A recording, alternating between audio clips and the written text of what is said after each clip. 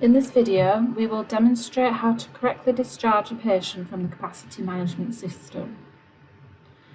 The start of this process will begin when the consultant has entered both an estimated discharge date for the patient, as well as marking the patient medically stable.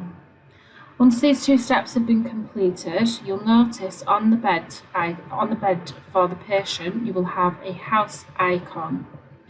Now, if it is just a single house icon, then that represents that the patient has an estimated discharge date. As soon as an estimated discharge date has been entered for the patient will then appear on the discharge list. Once the patient has been marked medically stable for discharge, the house icon will then have a green dot, and the green dot represents that the patient has been marked medically stable for discharge. For the next steps to get the patient discharged from the system, you would come to the discharge list. And once the patient has completely left the building, so they are no longer on the ward, you would be able to come to the discharge list, locate the patient from this list, and once you drop down, come to discharge, you can complete the discharge. By completing the discharge, this will change the house icon, so it is now a red dot, and this symbol will also appear on the discharge board, the bed board, as you can see. The final step is to just complete the discharge, which will then get the patient off of the capacity management system. To do this, I'm going to come to the drop down. You'll notice that for the discharge options, everything is now grayed out because we have already completed the discharge. This also marks the status as patient departed, whereas when it is just a green dot, it is just saying that the discharge has started. So now that the patient has departed, I'm going to come to the PM conversation and discharge the patient.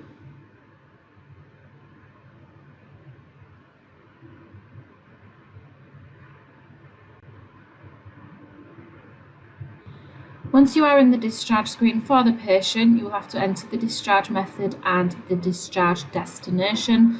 For the discharge method, if the discharge summary has already been completed, this information should pull through automatically. So this is a telltale sign if the discharge summary has not been completed yet.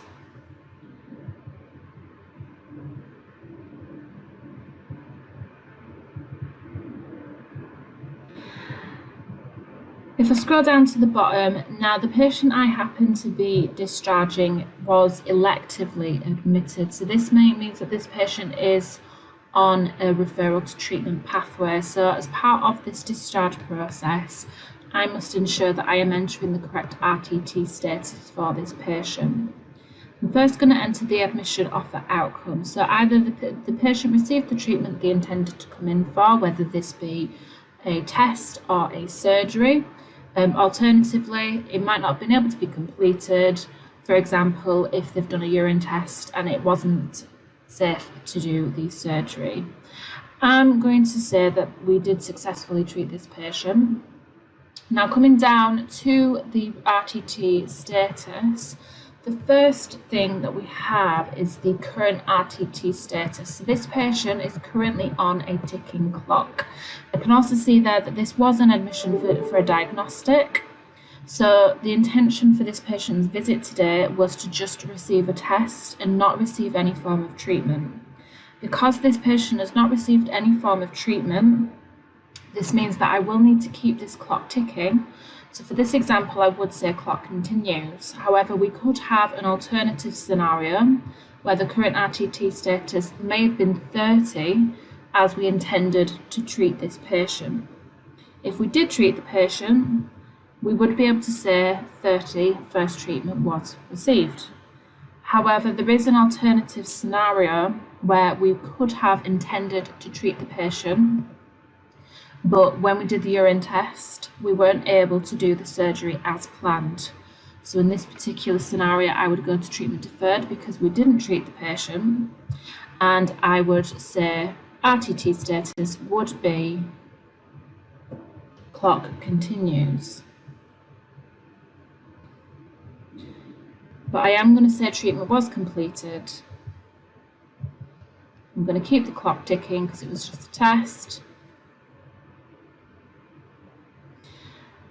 And the discharging staff member would be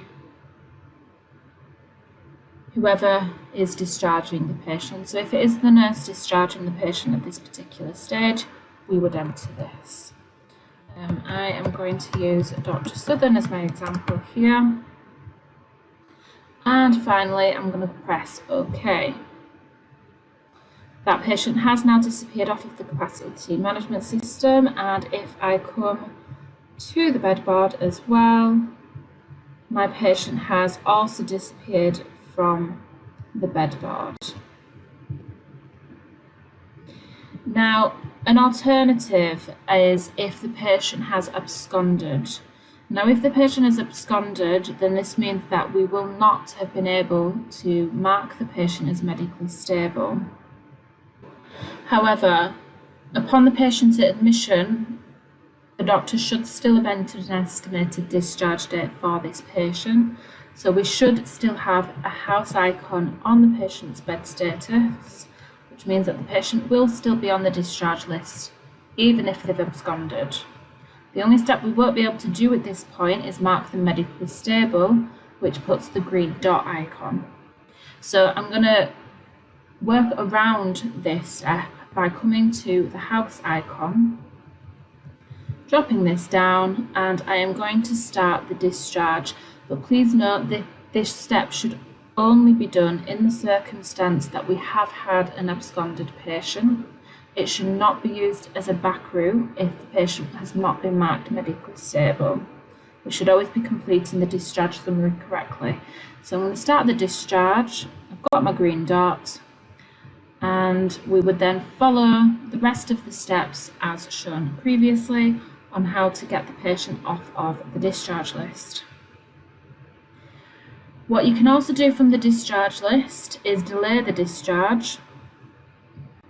So let's say we have a patient that is in the middle of getting discharged. We've marked them medically stable, but the patient isn't able to go home yet because we are still waiting for medications or transport. When you drop down for the patient and go to discharge, you do also have the ability to say delay discharge. And we could enter waiting on a prescription, and this will become clear. Now, an alternative scenario for this patient is if they have deceased. If they have deceased, we would still have to get the patient up onto the discharge list. But what we would need to do is ensure that this patient is being sent through to the mortuary department. Now, in order to get the patient onto the mortuary department, we need to dispatch the transport to mortuary. At no point should you be completing a full discharge if the patient has to go to our mortuary department. But also, you must not transfer the patient manually to the mortuary department either.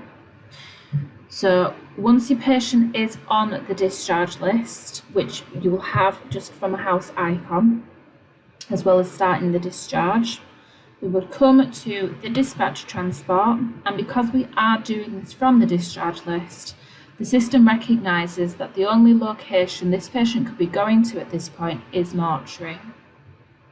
Ensuring that the mode of transport is the mortuary trolley, and then press OK, and that will send a job through to the porters who will receive the information they require.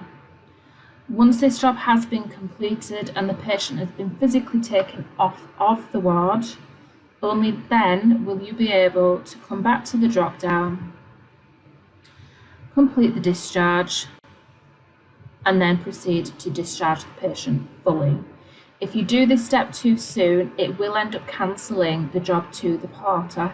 So please make sure you do only do this once the patient has come off the ward.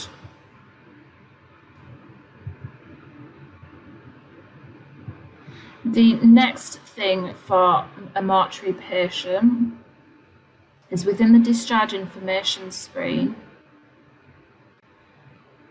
There is two important drop-downs, and it is the discharge method, which we would put patient died. This will enter the discharge destination as not applicable. But then what we also have is the mortuary drop-down. Now what this is actually asking is it our mortuary department that we will be registering the patient's death, or for religious reasons, is the patient going elsewhere? If it is our mortuary department that needs to register the death, then we must be clicking yes, and this will pop this patient onto the mortuary registration list. Entering in the discharging staff member once again. And then for the deceased date and time, please ensure that you are backdating it or backtiming this for the precise date and time that the patient deceased.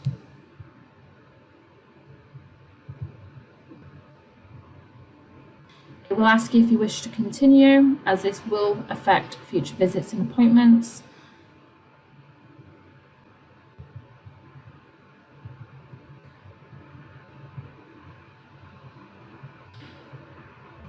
And those are the steps for discharging a patient from the system.